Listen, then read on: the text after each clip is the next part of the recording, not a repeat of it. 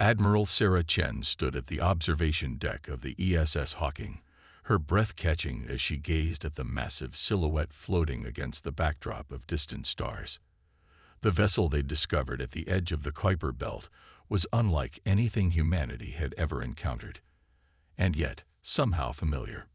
"Preliminary scans complete, Admiral," Lieutenant Rodriguez reported, his voice tight with barely contained excitement.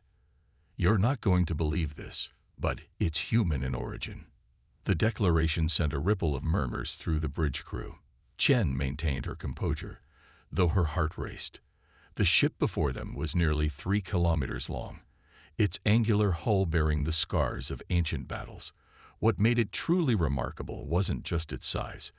It was the fact that humanity had never built anything like it. The Galactic Assembly's representative, High Commander Zixtal of the Meridian Conclave, clicked his mandibles in obvious disdain. "Impossible. Your species only achieved spaceflight a mere century ago. This vessel's age," he consulted his datapad. "This vessel predates your civilization's Iron Age." Chen ignored the condescension in his tone.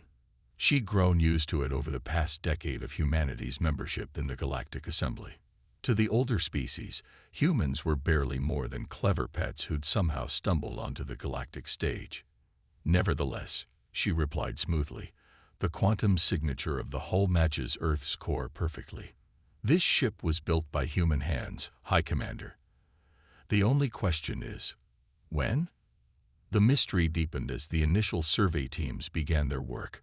The ship's design incorporated technologies that even the most advanced assembly species considered theoretical. Quantum displacement drives, gravity manipulation systems far beyond current capabilities, and weapon mounts that dwarfed anything in modern arsenals. Dr. Emily Patil, the mission's lead archaeologist, emerged from her third expedition inside the vessel with trembling hands. "Admiral, we found the ship's designation. It's called the Predecessor, and there's more. The internal chronometers are still active. This ship, it's from our future." The revelation should have been impossible. Time travel violated every known law of physics, yet the evidence was undeniable. The Predecessor was a temporal anomaly, a piece of humanity's future cast adrift in its own past. High Commander Zixtal's response was immediate and predictable. "This vessel must be surrendered to Assembly custody. Temporal artifacts fall under Section 7 of the—" "With all due respect," Chen interrupted, her voice steel wrapped in silk, "this ship is of human origin. Under the same regulations you're citing, High Commander, artifacts of member species remain under their jurisdiction unless they pose an immediate threat to galactic stability." "You can't possibly hope to understand this technology," Zixtal scoffed. "Your species still struggles with basic antimatter containment." Chen smiled, but it didn't reach her eyes. "Then there's no harm in letting us try, is there?" Over the next 3 months, the best minds of humanity worked tirelessly to understand the Predecessor. They discovered that the ship hadn't merely drifted through time. It had been sent back deliberately. In its databanks, they found fragments of messages, warnings about a threat that would emerge from the dark space between galaxies. The Assembly dismissed these warnings as fabrications. They called the ship a hoax, a clever but ultimately futile attempt by humanity to gain more influence in galactic politics. Their derision only fueled humanity's determination. Chen stood once again on the observation deck, watching as teams of engineers swarmed over the Predecessor's hull. They'd already begun incorporating what they'd learned into their own technology. The Assembly's mockery had become a backdrop to their work, a constant reminder of why they needed to succeed. "They think we're children playing with toys we don't understand," she murmured to Dr. Patel, who had joined her at the window. "They're right about one thing," Patel replied, her eyes fixed on the ancient vessel. "We don't fully understand it yet, but they've forgotten something crucial about humanity." "And what's that?" "We learn faster than anyone expects." Patel handed Chen a tablet containing the latest analysis. "We've decrypted more of the ship's logs. Whatever sent this ship back in time, Admiral, it wasn't just trying to warn us. It was trying to give us a head start. Chen took the tablet, her expression hardening as she read. The predecessor wasn't just a warship. It was a gift from a future humanity that had learned the hard way that the galaxy could be an unforgiving place. And now, watching the assembly species dismiss and mock their efforts, Chen understood why their future selves had chosen this particular moment in history to send it back. Sometimes respect had to be earned the hard way. As she watched her crew's work, Chen smiled. The assembly thought they were watching children play with powers beyond their understanding. They would soon learn just how quick humanity could grow up. The assembly's grand chamber fell silent as the holographic display flickered to life, showing the predecessor in all its massive glory. 6 months had passed since its discovery, and humanity's progress had exceeded even Admiral Chen's expectations. Supreme Counselor Naxfith of the Centauri Collective leaned forward, his crystalline form refracting light across the chamber. "You claim to have restored power to the main systems." His tone carried the familiar note of skepticism that humanity had come to expect. "Not just restored," Dr. Paddle replied, standing confidently before the assembly. "We've improved them." She gestured, and the hologram zoomed in on the ship's quantum drive core. The original systems were damaged. Rather than simply repair them, we've developed our own variants based on the underlying principles. Laughter rippled through the chamber, soft, condescending chuckles that made Chen's jaw clench. She stood beside Patel, watching the assembly's reactions carefully. The human delegation had expected this response. They'd counted on it. High Commander Zixtal rose from his seat, mandibles twitching in apparent amusement. "Dr. Patel, while we appreciate humanity's enthusiasm, you must understand our position. The technologies you're claiming to have mastered took other species centuries to develop. The quantum principles alone. Would you care for a demonstration?" Chen interrupted, her voice carrying clearly through the chamber. The laughter died abruptly. In the uncomfortable silence that followed, Chen activated her neural link. The hologram shifted, showing a live feed from Earth's orbit. The predecessor, once scared and dormant, now hummed with visible energy. Its hull gleamed with new armor plating, incorporating materials that the assembly had deemed theoretical. "Impossible," someone whispered. "The power readings must be false." "I assure you," Chen replied, "they're quite real. As are the improvements we've made to the weapon systems, shield generators, and quantum communications array." She paused, allowing her words to sink in. "We'd be happy to provide a more practical demonstration." The threat in her voice was subtle but clear. Several council members shifted uncomfortably in their seats. For the first time, they were beginning to realize that their dismissal of humanity might have been premature. But pride, especially among species that had dominated galactic politics for millennia, died hard. Supreme Counselor Naxfith's voice carried a sharp edge when he spoke again. "Are you threatening the assembly, Admiral Chen?" "Not at all," Chen replied smoothly. "I'm merely offering to prove that our claims are valid.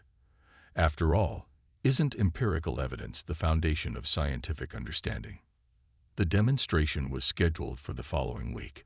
Assembly observers were invited to witness the predecessor's capabilities firsthand. What they saw shattered their preconceptions about humanity's technological limitations. The ancient warship moved with impossible grace, its improved engines allowing it to execute maneuvers that violated what the assembly had considered immutable laws of physics. When it engaged in mock combat with automated drones, its weapon systems displayed power levels that caused several observers to demand immediate recalibration of their sensors. But it was the shield technology that truly silenced the skeptics. The assembly's most powerful weapons couldn't penetrate the defensive barriers that humanity had not only restored but enhanced with their own innovations. In the aftermath of the demonstration, the mood in the assembly changed.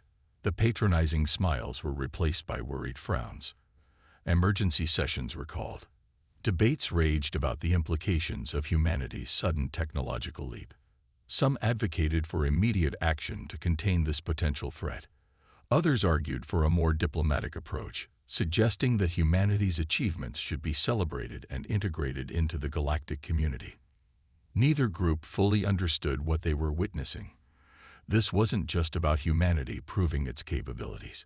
It was about preparation. Deep within the predecessor's databanks, Chen and her team had found more than just technical specifications. They'd uncovered warnings about the true nature of the threat approaching from dark space. The future that had sent this ship back hadn't just been trying to give humanity a technological advantage.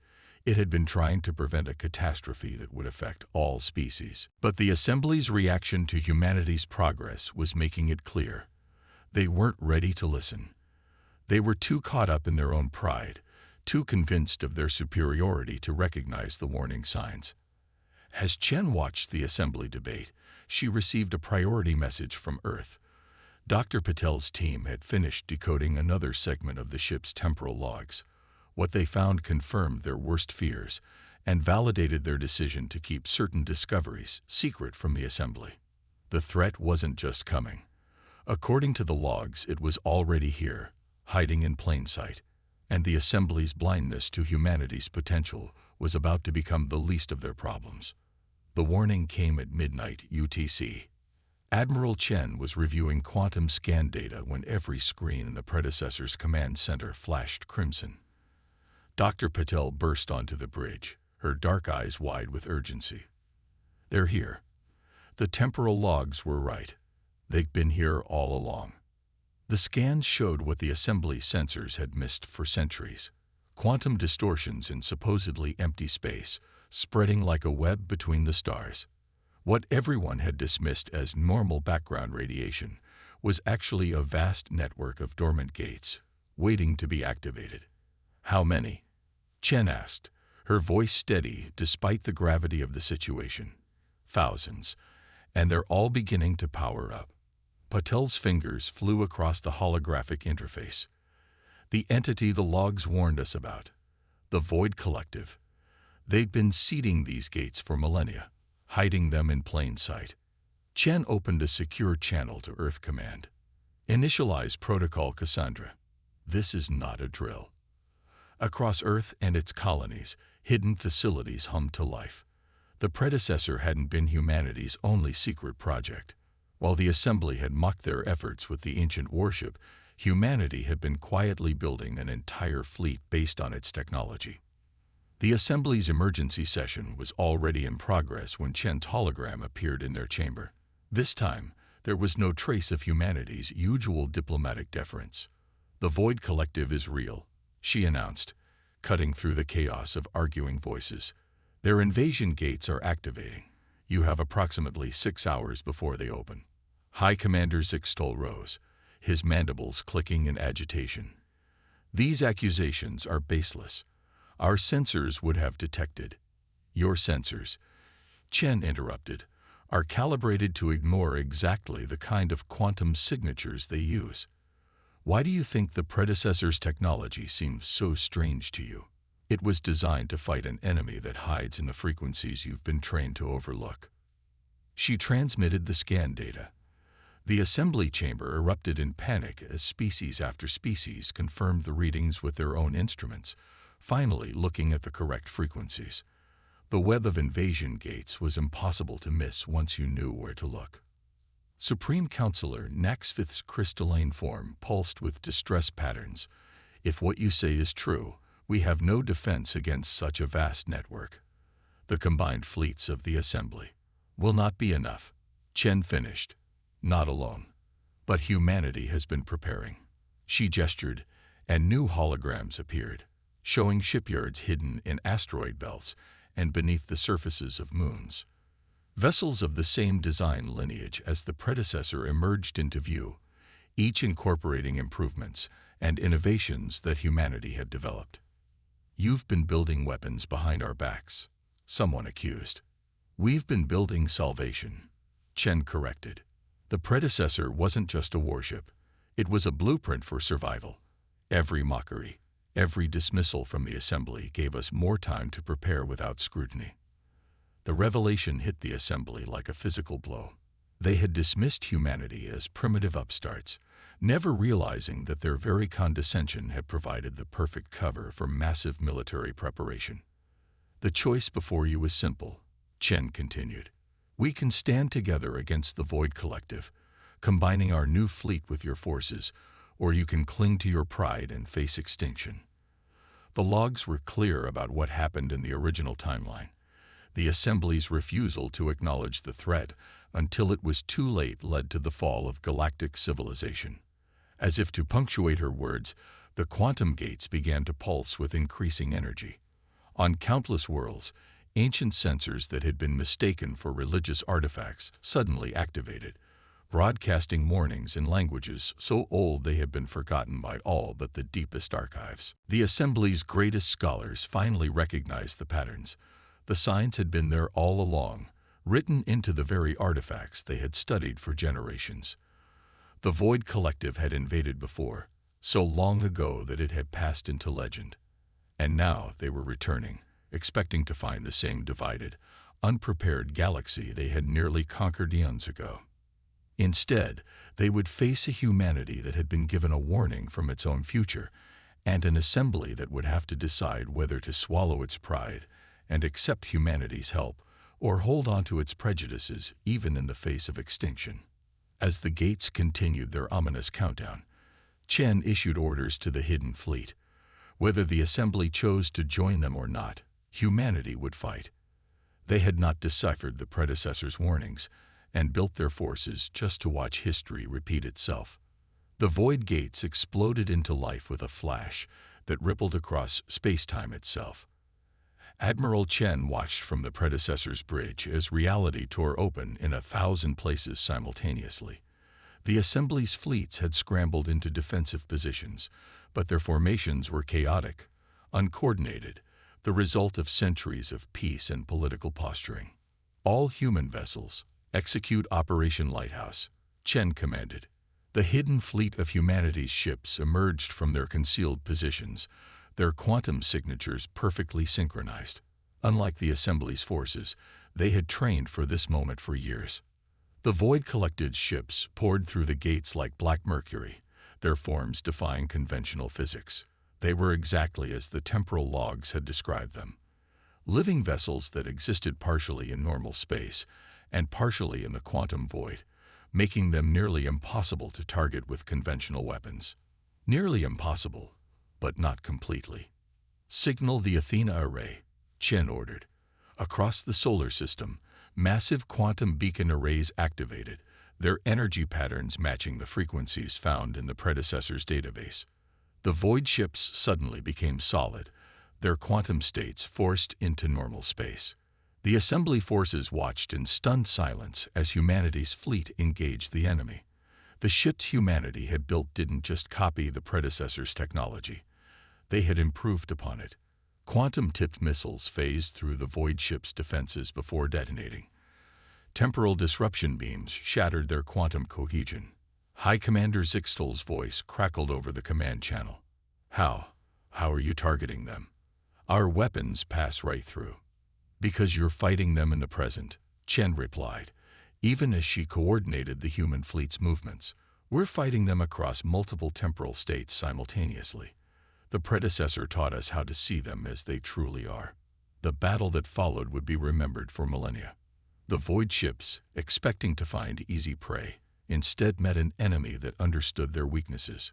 Humanity's vessels danced through space in perfectly coordinated patterns, herding the Void Collective's forces into killing zones where their quantum state couldn't protect them. But the enemy was far from helpless. Several void ships managed to adapt, their liquid metal forms sprouting new appendages that emitted waves of temporal distortion. 3 human destroyers were caught in the effect, their crews experiencing decades in seconds before the ship's temporal shielding could compensate. "Assembly fleet," Chen broadcast. "Target these coordinates with conventional weapons when we create the openings. Your standard weapons will work if you hit them at the exact moment we force them into normal space." For a moment, she thought pride would prevent them from accepting human tactical leadership. Then Supreme Counselor Naxvith's voice rang out. "All assembly vessels, comply with human tactical direction." The tide turned. Assembly ships fell into formation alongside human vessels, their combined firepower overwhelming the Void ship's defenses when properly coordinated. The Void Collective, faced with unexpected resistance, began to retreat toward their gates. "They're falling back," Zixtal observed. "We've won." "No," Chen corrected grimly. "This was just their advance force, a test of our defenses. The temporal logs were clear. The first wave is always a probe." As if confirming her words, new energy signatures began to build within the quantum gates. The Void ships that had retreated weren't running away. They were reporting back to their main fleet. "How many?" Naxvith asked, his crystalline form pulsing with anxiety patterns. "According to the logs, 10 times what we just faced. And that's just the second wave." Chen's voice was steel. "This is why we needed to work together. Humanity's technology can expose them, but we need the Assembly's combined firepower to defeat them." The Assembly leaders were silent as they processed this.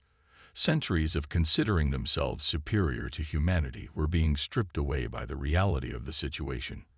They had unknowingly been living under the shadow of an ancient enemy, and their youngest member species had been the one to see the threat and prepare for it. "What do you need from us?" Naxvith finally asked, his tone carrying none of its former condescension. Chen allowed herself a small smile. "Everything. Every ship, every weapon, every resource you can spare. And most importantly, your trust. The Void Collective is about to show us why they nearly won in the original timeline. If we don't stand together, history will repeat itself." As energy readings from the gates continued to climb, Assembly ships began taking positions alongside human vessels. Engineers from both sides worked frantically to adapt assembly weapons to work with human targeting systems. The greatest fleet in galactic history was forming, not under Assembly leadership as they had always assumed would happen, but under human command. The Void Collective was about to learn a harsh lesson about underestimating humanity. But more importantly, the Assembly was learning an even more crucial lesson. True strength lies not in pride or tradition, but in the ability to adapt and work together in the face of extinction. The real war was about to begin. The main invasion force of the Void Collective emerged from the quantum gates like a tide of living darkness. Their ships had evolved from the data gathered by the first wave, already adapting to humanity's temporal warfare tactics. But humanity and the Assembly had been preparing too. All ships, execute Formation Phoenix, Admiral Chen commanded from the predecessor's bridge. The combined fleet moved as one, assembly vessels protected within a complex web of human quantum shielding. This was the moment all their hasty cooperation and adaptation would be tested. Dr. Patel's voice came through on a secure channel. "Admiral, the final temporal log decrypt is complete. We know why they sent the predecessor back to this specific moment. Tell me." In the original timeline, the Void Collective won because they prevented humanity and the Assembly from ever truly uniting. They exploited our pride, our differences. But now, Patel's voice carried a note of triumph. Now we've already changed that future. The Void ships attacked with weapons that bent reality itself. Space twisted and burned as they attempted to tear apart the fabric of normal spacetime. But where their attacks would have once found divided, vulnerable targets, they now met unified resistance. Supreme Counselor Naxvith's voice rang across the command channel. "Assembly ships, deploy the modified quantum resonators, just as the humans showed us." Thousands of devices activated simultaneously, their frequencies matched to human specifications. The Void ship's quantum state began to fluctuate. "Now," Chen ordered. The predecessor moved to the front of the formation, its improved systems pushing far beyond their original specifications. The ancient ship's quantum core pulsed with energy that made nearby sensors overload. This was why it had been sent back, not just for its technology, but for this precise moment. The predecessor fired its main weapon, a beam of pure temporal energy that split the quantum void itself. The Void ships caught in its path were forced fully into normal space, their partial existence suddenly made whole and vulnerable. All ships, fire at will, Chen commanded. The combined fleet unleashed its full power. Assembly weapons, now properly calibrated thanks to human guidance, struck true. Human temporal missiles detonated in precisely calculated patterns that prevented the Void ships from shifting back into their quantum state. The Void Collective responded with desperate fury. Several of their largest ships combined into a massive form that began to tear open a hole in spacetime itself. A last resort weapon meant to pull everything into the quantum void. "They're trying to take us all with them," Zixtal warned, his usual arrogance replaced by genuine fear. "No," Chen replied firmly. "They're showing us exactly how they lost their first war, eons ago." She opened a channel to all ships, all vessels, execute Protocol Omega, just like we practiced. The entire human fleet, led by the predecessor, moved into a precise formation around the assembly ships. Their quantum cores synchronized, creating a temporal barrier that even the Void couldn't penetrate.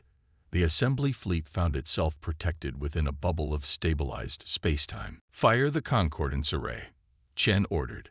The weapon they had rebuilt from the predecessor's most classified files activated. It didn't target the Void ships directly. Instead, it altered the fundamental frequencies of spacetime itself within the battle zone. The Void ship's partial existence became impossible to maintain. The effect was devastating.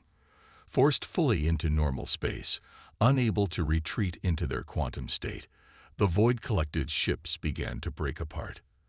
Their liquid metal forms solidified, becoming vulnerable to conventional weapons. The assembly fleet, protected by human temporal technology, delivered the final blows. The quantum gates, their power source suddenly cut off, began to collapse. The invasion force that had nearly conquered the galaxy in another timeline was being systematically destroyed in this one. Hours later, as the combined fleet conducted cleanup operations, the Assembly Council convened an emergency session. The chamber that had once rung with mockery of humanity's efforts was now silent with respect. "We owe humanity an apology," Supreme Counselor Naxvith announced, his crystalline form glowing with sincerity. "And more than that, we owe them our gratitude and our trust." "We don't want your apologies," Chen replied, standing before them, not as a subordinate but as an equal. "What we want is real cooperation. The Void Collective isn't the only threat out there. The predecessor's logs warned of others, and we'll need to face them together." The assembly leaders looked at each other, centuries of tradition and prejudice warring with the undeniable evidence of what unity had achieved. Finally, Naxvith spoke again. "Then let us begin anew, not as patrons and clients, but as true allies." As Chen looked out at the assembled leaders, she thought about the future that had sent the predecessor back, a future that would now never come to pass. They had changed history not through overwhelming force or advanced technology alone, but through something the Void Collective could never understand: the ability to set aside pride and work together in the face of extinction. The predecessor's final log entry now made perfect sense. It wasn't just a warning about the Void Collective. It was a message about the true strength of both humanity and the Assembly. Apart, they were vulnerable. Together, they were unbeatable. As reconstruction began and new cooperative projects were launched, Chen knew that while they had changed their future, their greatest challenges and achievements still lay ahead. But this time, they would face them united. The galaxy would never be the same. And that was exactly the point.